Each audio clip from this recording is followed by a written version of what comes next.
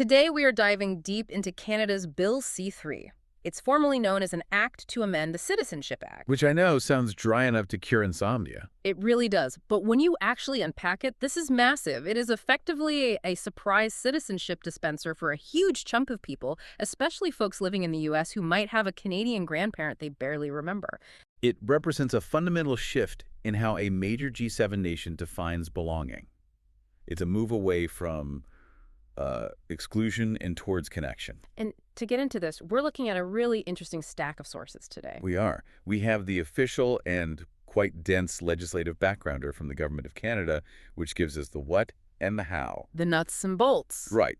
But to get the why should I care, we've paired that with a strategy deck from a private firm called the Black Bear Canadian Immigration Consulting. So our mission today is to parse through the legalese to understand how the first-generation limit has been dismantled, what this new substantial connection rule is, and why you listening right now might technically be Canadian without even owning a toque or a hockey stick. So let's get into it. Before we get to the shiny new rules, we have to understand what was broken.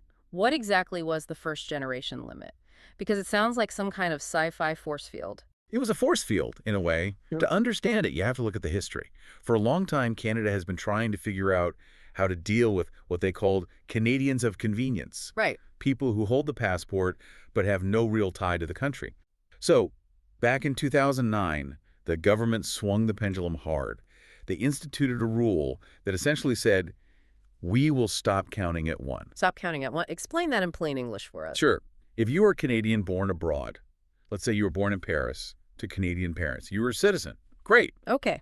But because you were born abroad, the government decided you could not pass that citizenship to your child if they were also born abroad. The line stopped with you. A hard stop. A hard stop. So let's say I'm that Canadian born in Paris. I grow up, I move to New York for work, and I have a kid.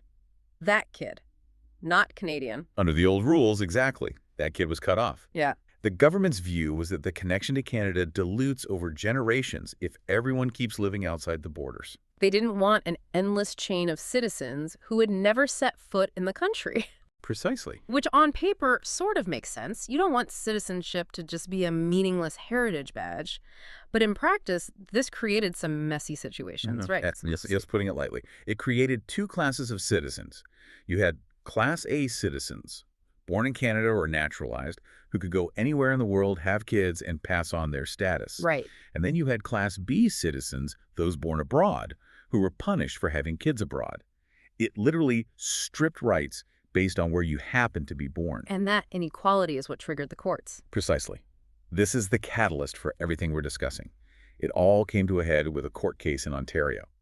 On December 19, 2023, the Ontario Superior Court of Justice issued a ruling that essentially said, this isn't working. And what did they find? They declared the first-generation limit unconstitutional. Usually when a court drops the U word, the government fights that tooth and nail. That's the fascinating part. The court found that the law created unacceptable outcomes and discriminated based on where a person was born, and the government's reaction. What did they do? They didn't fight it. They didn't appeal. They just folded. They basically said, you know what? You caught us. You're right. Essentially, yes. They admitted the law was flawed. And they moved relatively quickly by government standards. The ruling was late 2023, and by November 2025, Bill C-3 had royal assent. And then the new rules came into effect. Then on December 15, 2025, the switch was flipped. Okay, let's talk about that switch. December 15, 2025. This is the magic date. If you are listening to this and you're trying to figure out if you just won the citizenship lottery, everything hinges on this date. So before you book your next vacation, maybe check your family tree. You might need a different passport line than you thought. Thanks for diving in with us. No pleasure. We'll catch you on the next one.